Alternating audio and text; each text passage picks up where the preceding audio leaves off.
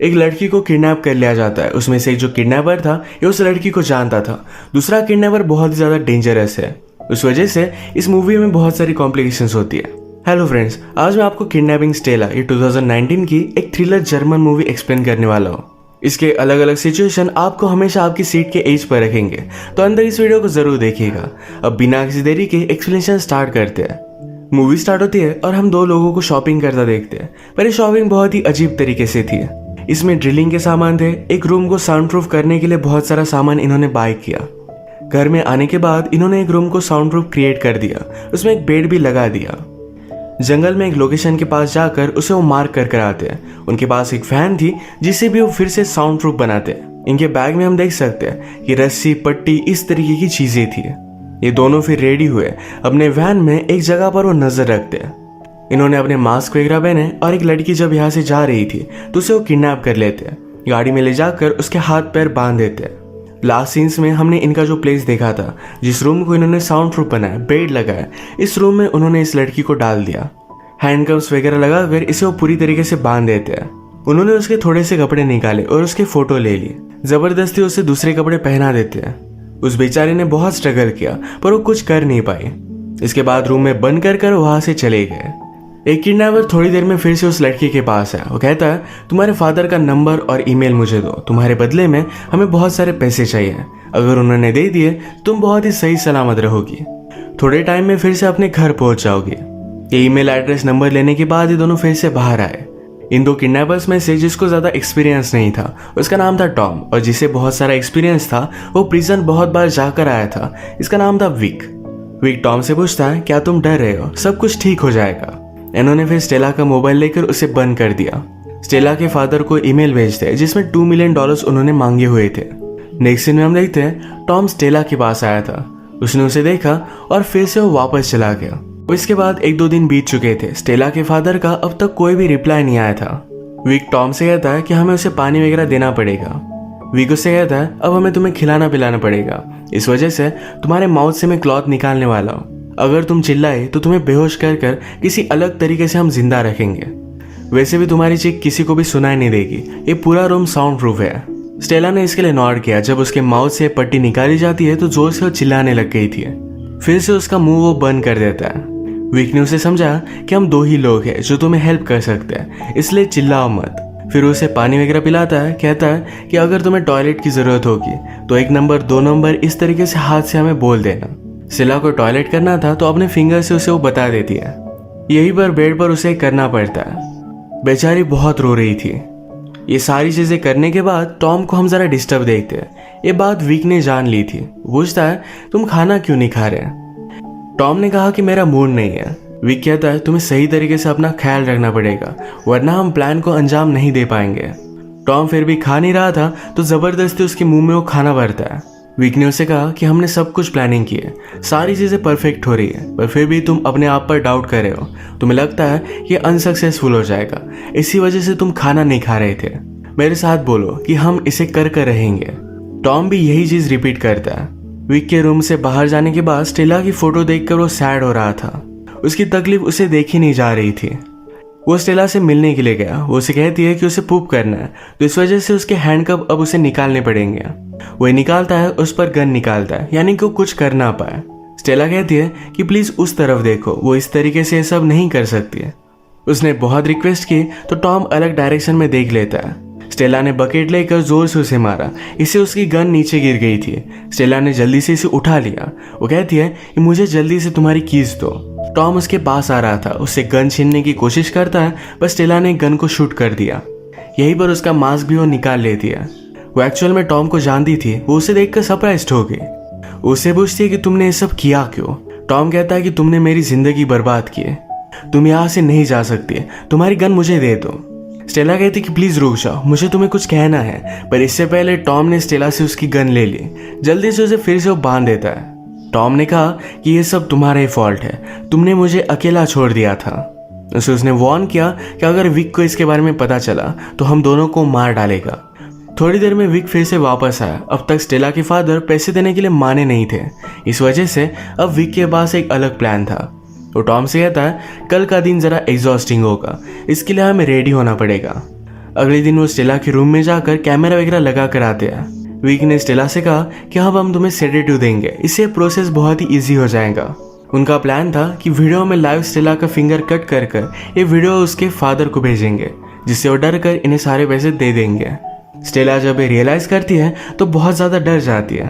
उसके माउथ से पट्टी निकालने के बाद स्टेला ने कहा, ये फादर मुझे पता है कि हम दोनों बहुत झगड़ते थे, पर प्लीज़ मुझे बचा लो, मैं प्रेग्नेंट हूँ, प्लीज़ मुझे बचा लो। ये सुनने के बाद टॉम विक से कहता है कि वीडियो बहुत ही अच्छी बन गई है, अब उसका फिंगर कट करने की हमें कोई भी ज़रूरत नहीं है। टॉम ने स्टेला को बार बार बचा लिया। अगले दिन स्टेला को फीड करने के लिए दोनों फिर से वहाँ आए। विक उसे फीड कर रहा था तो स्टेला कहती है कि मुझे उस दूसरे से खाना खाना है। विक इसकी बात मानता नहीं है। स्टेला ने नीचे देखा तो कल उसने टॉम को शूट किया था तो उसके बुलेट का कवर नीचे पड़ा हुआ था। अगर विक को इसके बारे में पता चलता है तो ये दोनों ट्रबल में थे। टॉम इसके पास जाकर इसे उठाने की कोशिश करता है, पर विक कहता है कि तुम ये कर क्या रहे हो, उसे पास आने नहीं दे रहा था। स्टेला का खाना हो जाने के बाद बुलेट कवर के पास स्पून पड़ा हुआ था। इसे उठाने के बहाने टॉम इस बुलेट कवर को उठा लेता है। बाहर आने के बाद विक ने टॉम से पूछा कि तुम नर्वस लग रहे हो, ऐसा क्या हुआ है। टॉम कहता है कि ऐसा कुछ भी नहीं है। टॉम फिर जल्दी से टॉयलेट गया, बुलेट कवर को फ्लश करने की ट्राई करता है, पर ये फ्लश हो नहीं रहा था। उसे बहुत टाइम लग रहा था तो विक पूछता है कि हुआ क्या है। विक के प्रेशर में इस बुलेट कवर को निगल लेता है।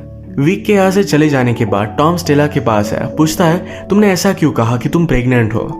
स्टेला कहती कि मैं एक्चुअल में प्रेग्नेंट हूँ और ये बेबी तुम्हारा है। वो उसकी बात मान नहीं रहा था तो स्टेला ने कहा कि मेरे पास आओ, मेरे पेट को फील करो। ये फील कर टॉम ने उसे पूछा कि तुमने मुझे इसके बारे में बताया क्यों नहीं। स्टेला कहती कि कभी भी तुम डिपेंडेबल नहीं थे, जब भी तुम्हारी ज़रूरत हो तो तुम भाग जाते थे। तुम्हारे जेल में जाने के बाद मुझे पता चला कि मैं प्रेग्नेंट हूँ। मुझे लगा कि इस बेबी को तुम्हारे साये से दूर रखना ही सही बात होगी। स्टेला पूछती कि तुमने मुझे ही क्यों चूज़ किया था। टॉम कहता है कि मैं और मेरा पार्टनर जेल में मिले थे, हमने वहीं पर किडनैपिंग की प्लानिंग की थी और मैंने ही तुम्हारा नाम सजेस्ट किया था। मैं तुम पर बहुत ज़्यादा गुस्सा था, तुम जेल में मुझे एक बार भी मिलने के लिए नहीं आई, बिना कुछ बताए मेरे लाइफ से चली गई। अब मुझसे तुम झूठ भी कह रही हो। स्टेला कहती कि मेरे मोबाइल में देखो, उसमें रिपोर्ट है। टॉम जाकर स्टेला का मोबाइल ऑन करने वाला था, पर उसने रियलाइज़ किया कि अगर स्टेला का मोबाइल ऑन होता है तो पुलिस को इसकी लोकेशन पता चल जाएगी, तो उसने ऑफ कर दिया। अचानक से स्टेला को उल्टी आने लग गई थी। उसके पास आया, उसके हाथ वगैरह निकाल दिया। ये उल्टी वगैरह करती है और एक दूसरे के बहुत करीब आ गए थे। वो उसके साथ इंटीमेट होने वाला था, पर स्टेला ने बहुत चालाकी से उसकी हैंड को कफ कर दिया।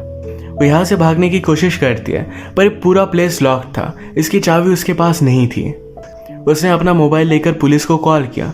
पुलिस को उसे ढूंढने के लिए उसकी लोकेशन की ज़रूरत थी, पर स्टेला को इसके बारे में पता नहीं था। वो रियलाइज़ करती है कि कीज शायद टॉम के पास है।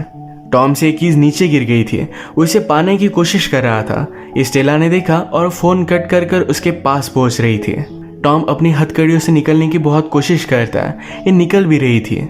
स्टेला जब कीज लेने के लिए उसके पास आई तो जल्दी से हैंडकफ से निकलकर उसके मुंह पर वो जोर से मारता है। इससे वो बेहोश हो गई थी।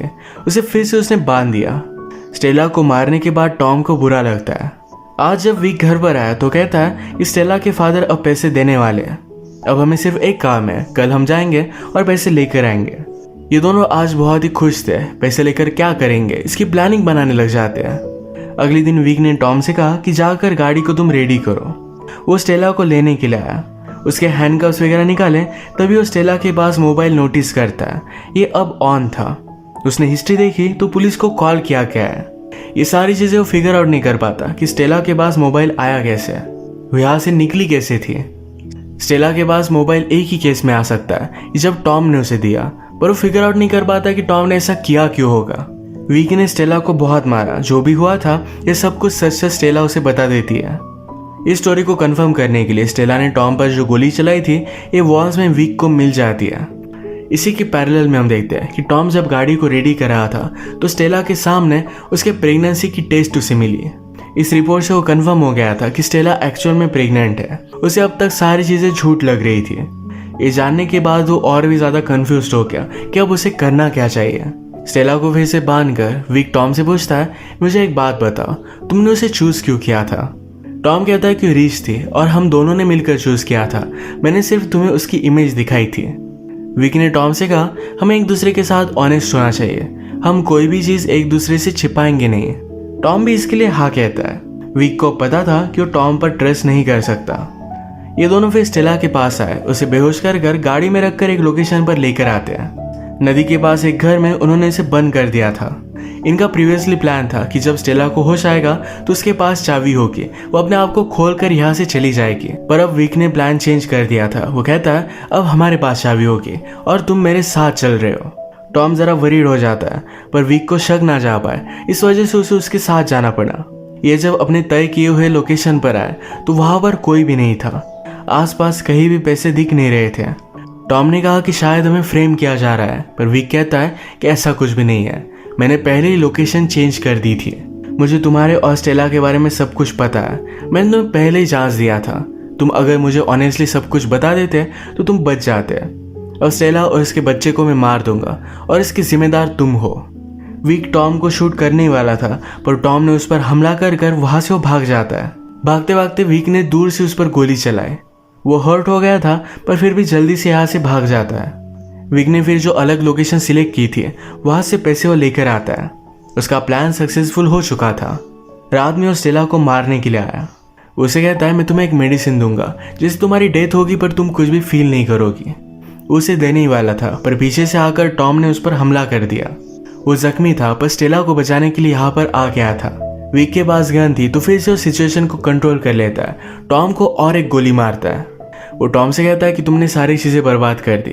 उसे फाइनल गोली वो मारने वाला था, तभी स्टेला ने उसके पैर पर मारकर उसे नीचे गिरा दिया। विक की गन टॉम ने उठा ली और उसे शूट कर मार देता है। टॉम इंजोर्ड था, इस वजह से बेहोश हो गया। स्टेला की कफ्स की कीज विक के पास थी। टॉम ने बहुत स्ट्रगल किया और फाइनली उसे वो दे देता है। स्टेला ने अपने आप को छुड़वा लिया, पर टॉम की अब डेथ हो चुकी थी। वो बाहर आई, गाड़ी में बैठी तो उसे सारे पैसे मिल जाते हैं। स्टेला की अपने फादर के साथ बनती नहीं थी। वो किडनैप हुई, पर फिर भी फादर उसे पैसे नहीं देने वाले थे। अब वो उनके पास वापस नहीं जा सकती है। ये पैसे लेकर वो एक न्यू स्टार्ट करती है। इसी के साथ इस मूवी का एंड हो जाता है। अगर आपको वीडियो अच्छा लगा तो प्लीज़ इसे लाइक कर दीजिएगा। बहुत सारी इस तरीके की मूवीज़ लेकर आते रहे तो प्लीज़ इस चैनल को सब्सक्राइब कर दीजिए और बेल नोटिफिकेशन आइकॉन दबाना मत भूलिएगा।